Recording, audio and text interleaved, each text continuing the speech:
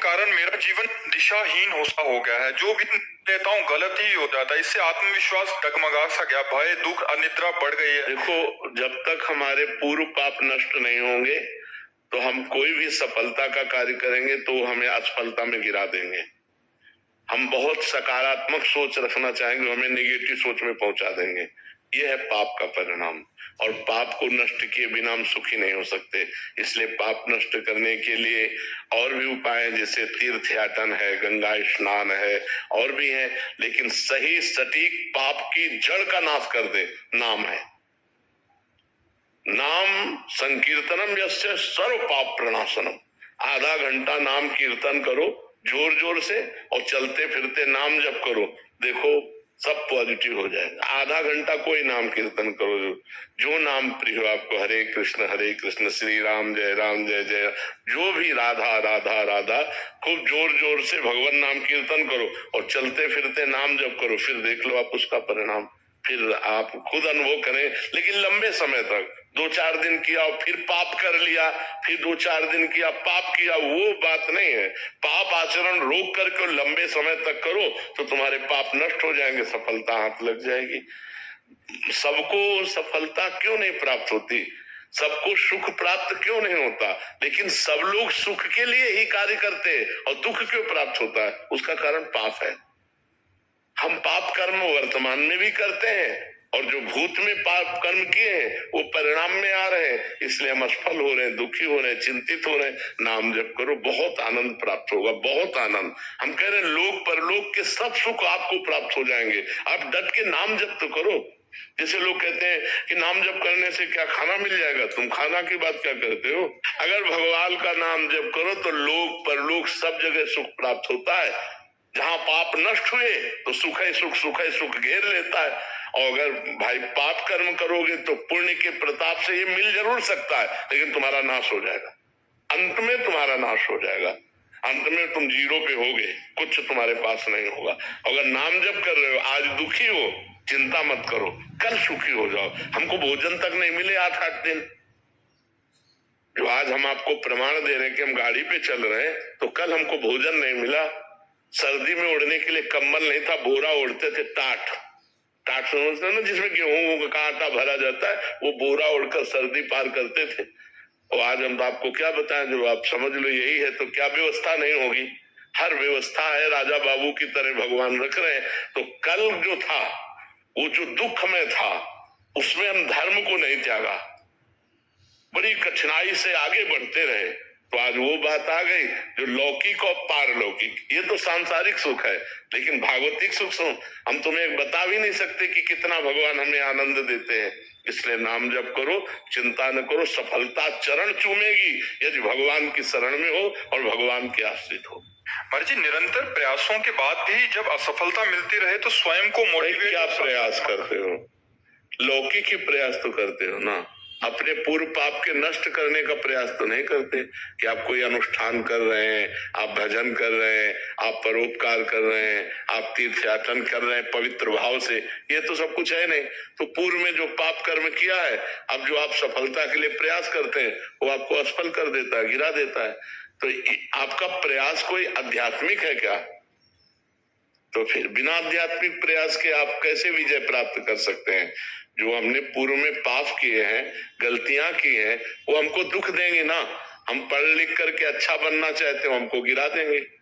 हमारे पास सर्टिफिकेट लेकिन नौकरी नहीं मिलेगी, व्यापार में पैसा लगाते लेकिन सफलता नहीं मिलती है, तो वो हमको दुख देगा ना पाप कर्म। तो उस पाप कर्म को नष्ट करने के लिए हम क्या प्रयास करते हैं?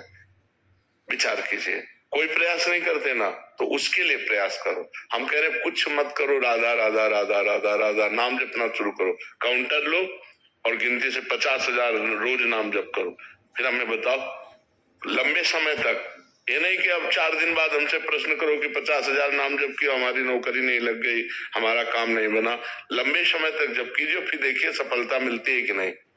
कुछ जने बिना प्रयास के भी महाराज जी, क्या उनका पूर्व का पुण्य पूर्व का पुण्य है कि उनका प्रयास कोई ज्यादा प्रशंसनीय नहीं है, पर वो सफलता प्रशंसनीय प्राप्त कर रहे हैं, ये पूर्व का पुण्य है। ऐसा भी देखा जाता है कि वो बिना उसमें योग्यता भी नहीं है। बिल्कुल, हाँ, योग्यता भी नहीं, प्रयास भी नहीं, सफलता अधिक है, ये पूर्व का पुण्य उनका काम कर रहा है। योग्यता है, प्रयास भी है, लेकिन सफलता नहीं, ये पूर्व का पाप उसको गिरा रहा है। क्रम होता है, जब पुण्य लगेगा तो आप पाप कर्म करो तो भी उन्नति होती चली जाएगी, और जब पुण्य का संयोग आएगा, जैसे पाप का लगा संयोग, तो अब आप चाहे जितना पुण्य करो, आप चाहे जितना धर्म करो, वो आपको दुखाई देता चला जाएगा। और पुण्य का संयोग है तो आप पाप कर्म करो तो भी आपको सुख मिलता चला जाएगा। लेकिन जब ये पुण्य खत्म होगा और पूर्व का पाप और वर्तमान का पाप मिलेगा तो आपको कष्ट दे देगा, और जब उनका पाप नष्ट हो जाएगा और तो ये पुण्य और वो पुण्य पीछे का जब मिलेगा तो उनकी उन्नति हो जाएगी। ये एक क्रम है ईश्वरीय, जो ईश्वरी भागवती है जो क्रम है वो ये है। तो इसलिए नाम जप करो और अपने पापों को भस्म करके आगे बढ़ो, नाम जप करो, ठीक है। प्रतिकूलताओं और हतोत्साहित जब हो जाता हूँ, ऐसी स्थिति आती है, तो ऐसे समय में अपने को खुद को कैसे फोकस रखूं और प्रोत्साहित रखूं कि आगे का मार्ग प्रशस्त। जब हम भगवान से चित्त जोड़ देते हैं तो इस प्रश्न का उत्तर अपने आप मिल जाता है, ऐसा बल मिल जाता है कि हम उनको सह सकते हैं। क्योंकि हम भगवान से जब चित्त जोड़े हैं ना तो हमारा मन आनंदित रहता है। अगर मन आनंदित है तो हम विपत्तियों को रौंदते हुए निकल जाएंगे, अगर हमारा मन आनंदित नहीं है तो फिर हम गिर जाएंगे। और मन आनंदित होगा जब भगवान से जुड़े। तो हम वही बात आपको सिखाना चाहते हैं कि भगवान से जुड़ो, गंदा आचरण मत करो, पाप मत करो, मांस मदिरा का सेवन मत करो, फिर देखो तुम्हारा चित्त कितना आनंदित रहता है। कोई व्यसन न हो और कोई पाप न हो और थोड़ा भी भजन होगा तो आपका हृदय आनंदित रहेगा।